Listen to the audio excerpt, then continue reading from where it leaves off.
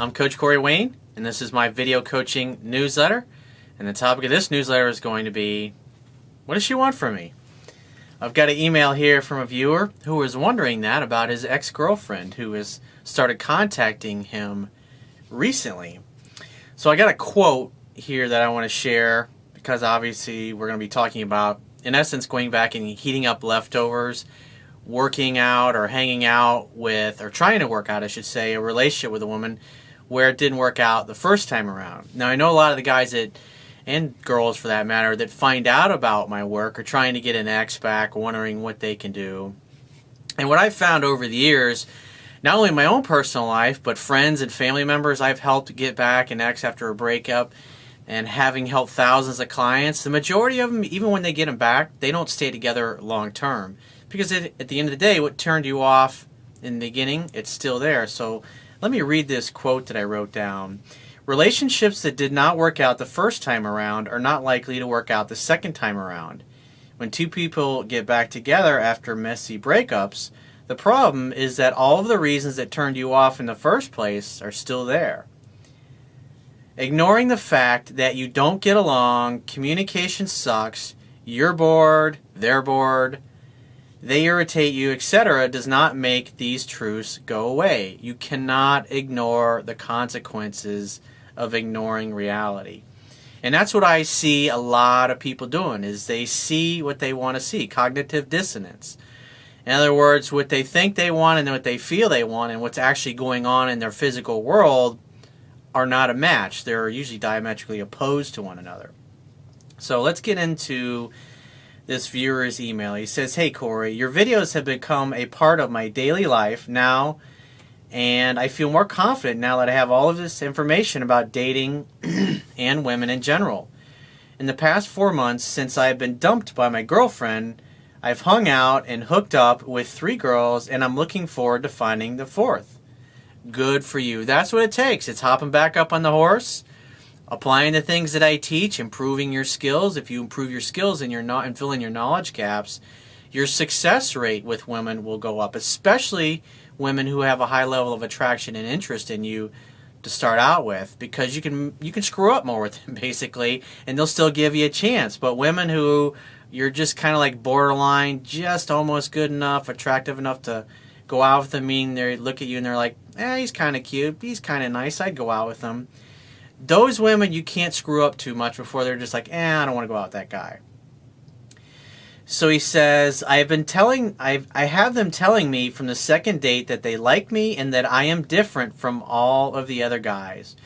Well, if you've read my book, you know that those were the things that I started to see many years ago and started to hear from the women that I was dating. And the beauty of what I teach is that when you start to apply it in your own life, you get those same kinds of results. You have women going, God, you're just not like the normal guys that I would date. You're so different. I can't put my finger on it.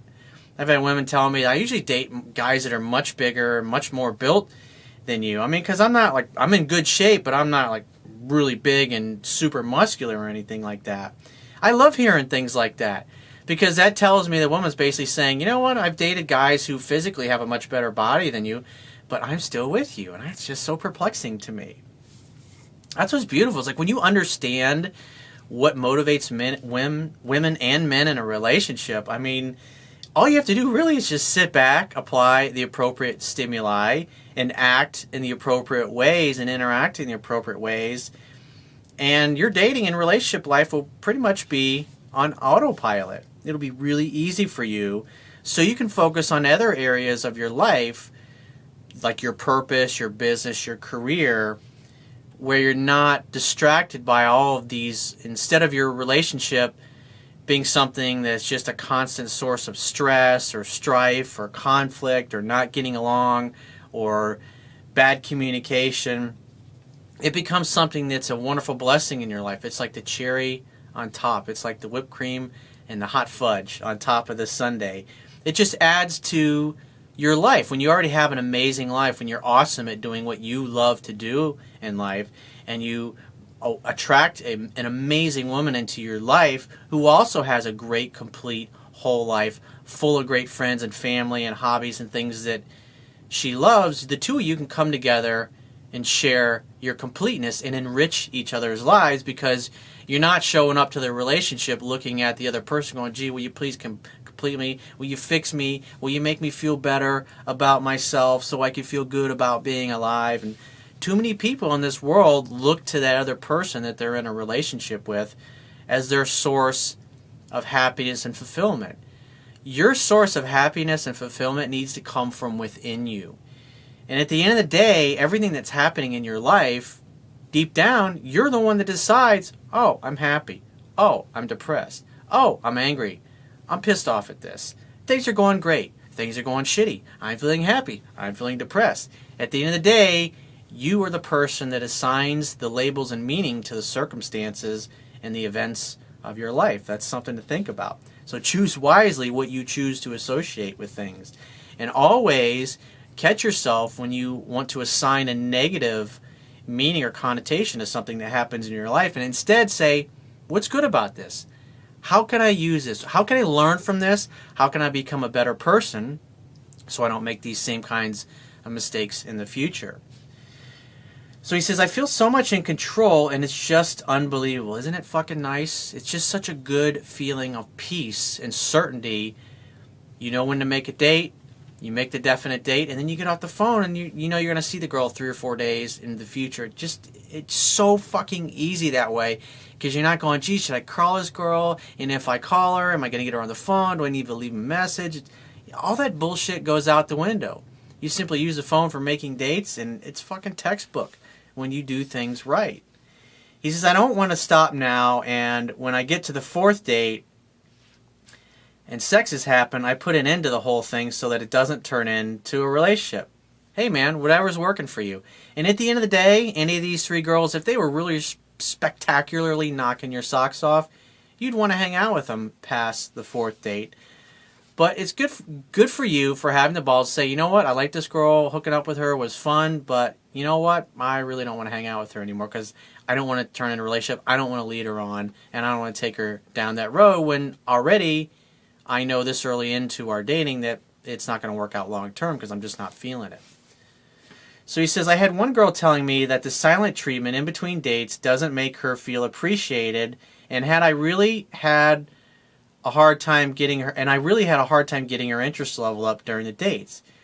Yeah, see, it's like you look at that, it's like you're making that extra effort, and already you're going out a couple times and she's already bitching at you, trying to change you, trying to make you be different than you are. Oh, you should call more. Well, you only been out a couple times. You're supposed to treat her like your wife.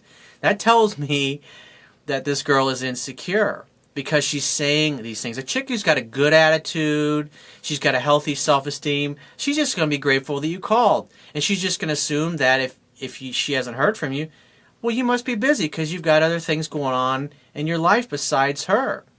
And she's got a good attitude when you call. Instead, this chick's not really appreciative when you're on your dates. And on top of that, she's fucking complaining. Next, it's really easy to walk away from those situations, but it's really great that what's important about this stuff is when you apply the things I teach, those bad behaviors and those personality quirks, you've only gotten with this girl a couple of times and already she's complaining. Do you really want to date? Think about it, she's complaining this much now. Think about if you continue to date that girl and she fell in love. It's like no matter what you did, you'd never be able to make that girl happy. And by applying the things I teach, you can see this bad behavior coming out right in the beginning. So you don't even have to get very far in the relationship because you don't want to get 2 months into it and be in a relationship and then find out, God, I really can't fucking stand this girl because she's always busting my balls. I never call her enough. I never write her enough love letters. It's just never enough. Why? Because she doesn't, in her mind, in her world, her cup is half empty and she's looking for another dude to fill it up. And it's amazing. You could spot that and say, I don't want that. And you just move on to the next before it gets too far down the road. This is what gives you choice. I'm excited for you, man. This is great. It's great stuff. So he says, my confusion is my ex-girlfriend. I don't know what she wants from me. I told her that I don't want to be just friends with her and that if she breaks up with her current boyfriend and moves back into town, to give me a call. Perfect. Textbook. That's what you should do. She was silent for almost a month, but she started calling me again. Short calls, all work-related. She keeps saying at the beginning for the conversation it's work related, but for what she needs, she can easily get the info somewhere else. So that tells me that deep down she's really not completely happy in her current relationship. And so she's reaching out to you, sounds like for emotional support, to be her therapist, probably also to see where you're at in case she decides to dump her current boyfriend. But she's obviously not ready to make anything happen yet because she keeps... So what you should do is, like when she calls, you talk for a couple of minutes and then just say, hey, it was great chatting with you, but I got to run. Keep in touch. And then get off the phone. Leave the comment and talk any more than 5 to 7 minutes. Because if she ain't bringing up getting back together, because in this particular case, because this guy's written me before, now she's starting to reach out, and he's already tried when she's done that in the past to meet up with her, but he told her, he's like, hey, I'm not interested in only being friends. If it doesn't work out with your boyfriend, give me a call. Well, a month goes by, and now she calls him.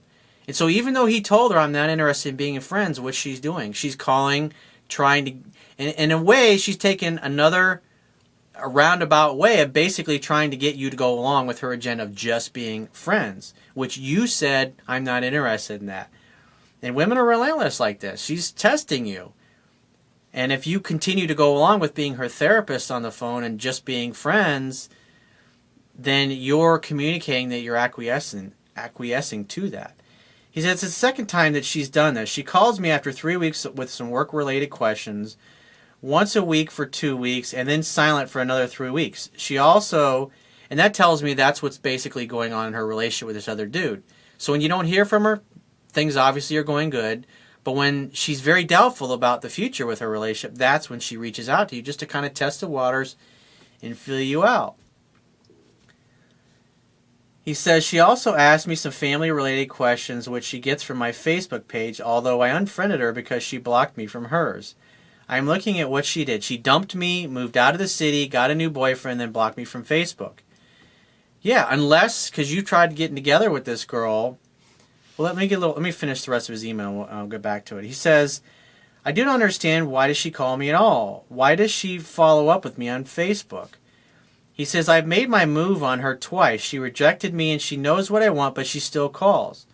She noticed that I became more distant and short in conversations, but says that she's going to make it up to me if I help her with her work-related issues. She's trying to force me into a friendship. I would say absolutely. And that's why you talk to her for a couple of minutes and just say, hey, it's nice hearing from you, but I really got to run. Keep in touch. Give me a call if it doesn't work out with your boyfriend. You know how I feel about the situation. And keep reiterating that to her and get off the phone. And so when she calls you, you talk for a few minutes. You don't hear after 2 or 3 minutes bringing up anything about getting together. Then leave the conversation, reiterate, say, hey, if it doesn't work out with your boyfriend, give me a call and we'll get together and hang out and have some fun and catch up. But I got to run. I told you I'm not interested in just being friends. And it's like, I don't see why you can't call your boy or ask your boyfriend these things, why you feel like you got to call your ex-boyfriend. And so you got to stick to your guns.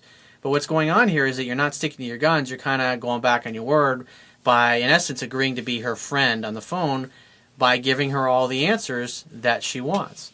So that's what I would handle it. And so one of two things is going to happen.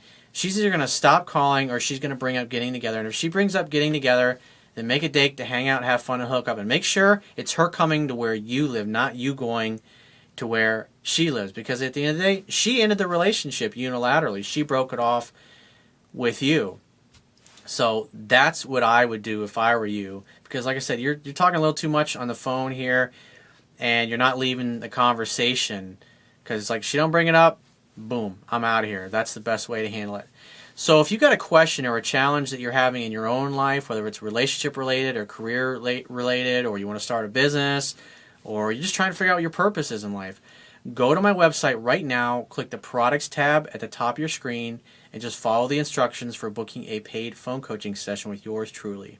I will talk to you soon.